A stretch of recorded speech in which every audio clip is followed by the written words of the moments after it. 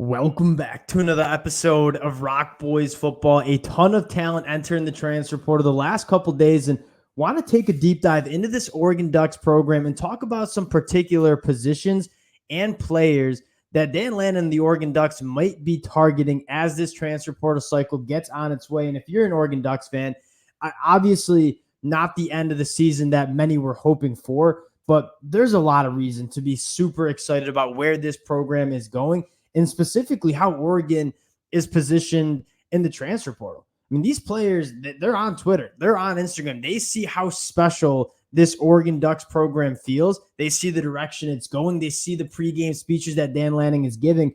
This is a program that a lot of players want to go play for, and Oregon is going to have a very good selection of talent in the transfer portal if they so choose to go after some players. Really excited to get into this one. Before we do, just want to say thank you and a very sincere thank you to the Oregon Duck fans. I mean, the support you guys show allows me to do what I do. And the Oregon Duck fans, this has been a program that I've loved talking about. And through the highs, through the lows of the season, you guys have consistently just showed a ton of support. Really cannot thank you enough. All the Go Ducks in the comment section. I love it. I really do appreciate it. If y'all do enjoy the content, consider subscribing to the channel. It's going to be doing my very best to keep track of all the roster moves the Oregon Ducks make, and would love to hear from you guys in the comment section on players or positions you would like to see Oregon go after as well. And without further ado, let's get into this one. And you got to start with the quarterback position, and you're seeing the Oregon Ducks get linked to a lot of the top quarterbacks that have entered the transfer portal. And if you're Dan Lanning in the Oregon Ducks, not only does it make sense to potentially go after a quarterback, but you look at what Bo Nix has done. He's obviously going to the NFL after this season.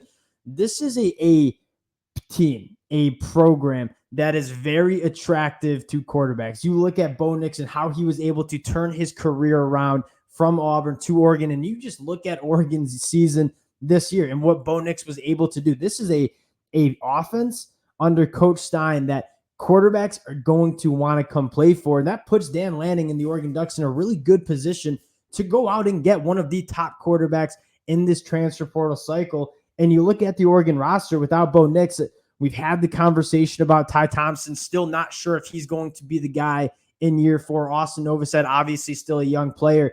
This is a prime spot for a top quarterback to go to in this 2024 year. And the Oregon Ducks, you look at this roster, this is a team that can compete for a national championship for many more years. And you add a quarterback of an elite caliber, similar to the way Bo Nix played, you're going to be competing for a Big Ten championship, competing for a national championship. Two quarterbacks that I have in mind for the Oregon Ducks. And again, they could go a lot of different ways with this one. I want to talk about Cam Ward first. And many fans, Oregon fans especially, familiar with Cam Ward.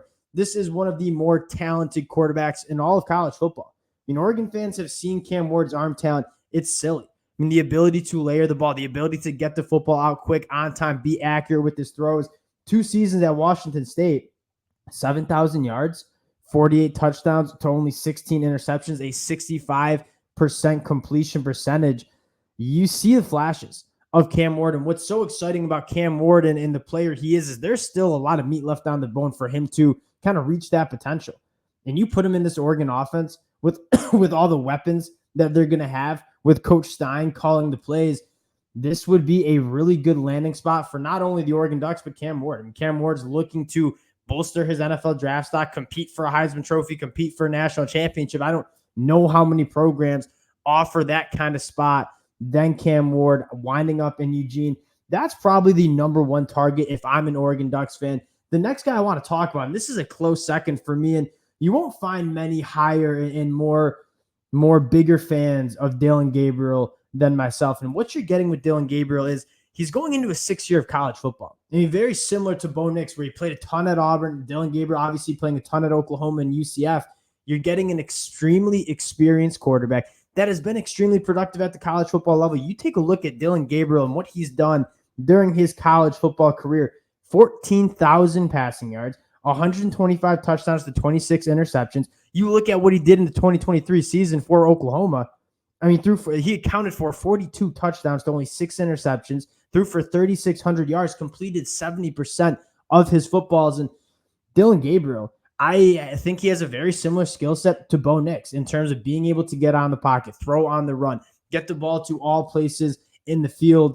Dillon Gabriel, Bo Nix, very similar skill set, and it would seem like a seamless transition for Dillon Gabriel to go from that Jeff Lebby offense to the Coach Stein offense in Eugene. You put Cam Ward, you put Dillon Gabriel at the quarterback position in this Oregon offense, and I really don't think this Oregon team is going to be missing that much of a beat on the offensive side of the football. At the end of the day, again, Oregon is swinging a massive sword in terms of recruiting quarterbacks out of the transfer portal. They could go get Dante Moore if they would like. They could go get Will Howard if they would like. There is not many quarterbacks that would not pick up the phone for Dan Lanning, Coach Stein in this Oregon program in terms of wanting to go play quarterback out there in Eugene.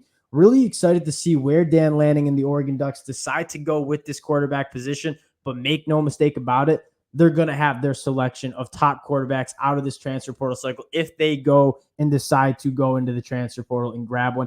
The next position that I'm looking at, and this is a little bit more of a projection in terms of what Oregon might be losing. You saw Chris Hudson hit the transfer portal, Troy Franklin probably going to the NFL draft, is that wide receiver position. And by no means, there's not many holes in this Oregon roster. If you guys have listened to me talk about this Oregon program throughout the 2023 season, that's kind of what I kept saying is there's not many holes where Oregon desperately needs players. You're just looking for a few players that are going to put you over the top going into that 2024 year. Josh Kelly, another Washington State Cougar that Oregon fans have a feel of what he can do. You take a look at what he did at Washington State last year, 61 catches, 923 yards, 8 touchdowns, averaged over 15 yards per reception. This Oregon offense was one of the most explosive offenses in the country. And there's going to be a long list of wide receivers that are lining up to play within this Oregon offense. Josh Kelly, the playmaking ability, the ability to be a threat down the field would make a lot of sense in Eugene. And the next guy I want to talk about sticking to that offensive side of the ball, and I would categorize this one as just an offensive weapon, is Relique Brown. The former running back, slot wide receiver at USC, hits the transfer portal after 2 years. And make no mistake about this one, whether he's playing running back, whether he's playing the slot wide receiver position, Relique Brown is a guy that is one of the more dangerous players in college football when he gets the football in space. And you look at this Oregon offense, what have they had a ton of success doing? Getting the football to their playmakers in space. And I could kind of see him playing that Tez Johnson role in this Oregon offense where, all right, he has the football in space. He's making people miss. He's hitting that big play with yards after the catch. Oregon had done a really good job getting the football to playmakers in space. Relique Brown is that kind of guy you want to get to the football to in space. So Relique Brown would make a ton of sense. And again, whether he's playing running back, whether he's playing that slot wide receiver position, he's going to be a game changer in terms of what he can do with the football in his hands. You look at the rest of the offense and you're feeling pretty good. I mean, a young stable of running backs. The offensive line, I thought, made massive steps throughout this 2023 season. Obviously, Josh Conley coming back at that left tackle spot.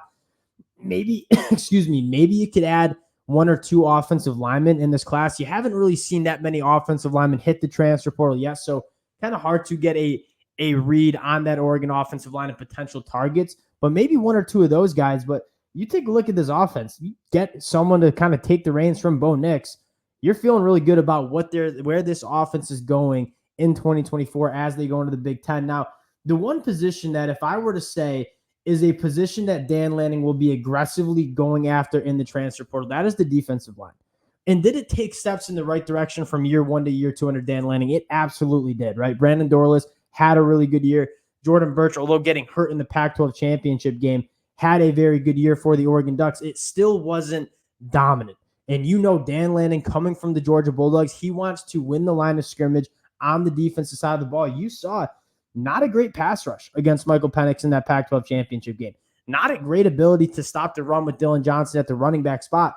Dan Lanning is going to try to fix that. If there is one maybe hole, I would say, presented in this Oregon team, it's probably difference makers along the defensive line. And you take a look at what's available. It sounds like there's going to be a lot of Big Ten names on this defensive line available, and I'm going to go to the biggest one. And this is going back to the narrative I said talking about quarterbacks.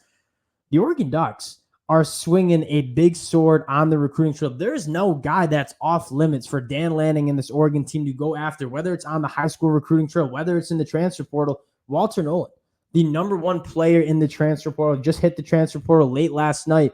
You talk about a game changer on the defensive line, a guy that's going to be able to stop the run, get after the passer, win at the point of attack on the defensive side of the ball. Walter Nolan would be that guy.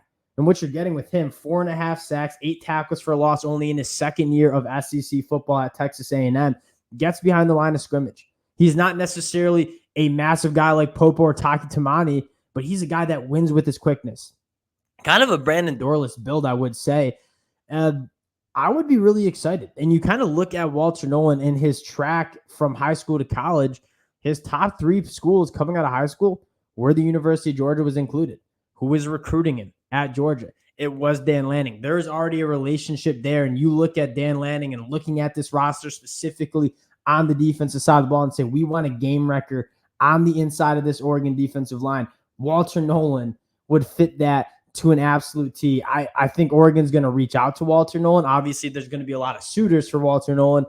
I'm not discounting or counting Oregon out in terms of going out and grabbing Walter Nolan. Another guy in that defensive line that I want to talk about, a little less of a no name because he's coming from the Ivy League, but considered one of the top players in the transfer portal, Joey Slackman, the number 2 defensive lineman, according to 24/7 Sports, available in the transfer portal. 6'4", 300 pounds. This dude carries 300 pounds like I've never seen before. He's a former wrestler. Not a lot of body fat on this guy's frame. Absolutely rocked up. 28 games at Penn in his last 28 games. 25 tackles for a loss. Again, you're similar to Walter Nolan. You're getting a difference maker, a disruptor on the inside of that defensive line, probably the position that you want to address the most. And so I wouldn't be surprised. We'll see some more names hit the transfer portal on the inside of that defensive line, but Walter Nolan, Joey Slackman, 2 names if I'm an Oregon Duck fan, I'm taking a look at and keeping track of. And at the end of the day, you saw Dan Lanning go out and get 15 players in the 2023 transfer portal cycle. A lot of those guys were big-time players for the Oregon Ducks, right? Jordan Burch, Evan Williams, Tez Johnson, and Johnny Cornelius. Dan Lanning's hit rate in the transfer portal was a hell of a lot higher than a lot of other schools had in the transfer portal. And I think Dan Lanning will go out and get 15 guys in the transfer portal? Probably not. But I do think he'll go up and get 8 to 10 guys to supplement this roster as they move to the Big Ten, depending on some decisions in terms of some of these guys going to the NFL or staying back and spending one more year in Eugene. This is an Oregon team. Dan Lanning's shown he's not afraid to get aggressive in the transfer portal. I don't think he needs to go out and get as much, but he's still going to go get some guys, and he's going to get those top tier guys that are going to set Oregon over the top as they move into the Big Ten. Really excited to track what Oregon does in the portal. If they make a move, we'll be covering it here. Again, appreciate the Oregon fans. A sincere thank you to you guys. You guys have shown a ton of support. Cannot thank you all enough. If you do enjoy the content, consider subscribing to the channel, and we'll talk to y'all later.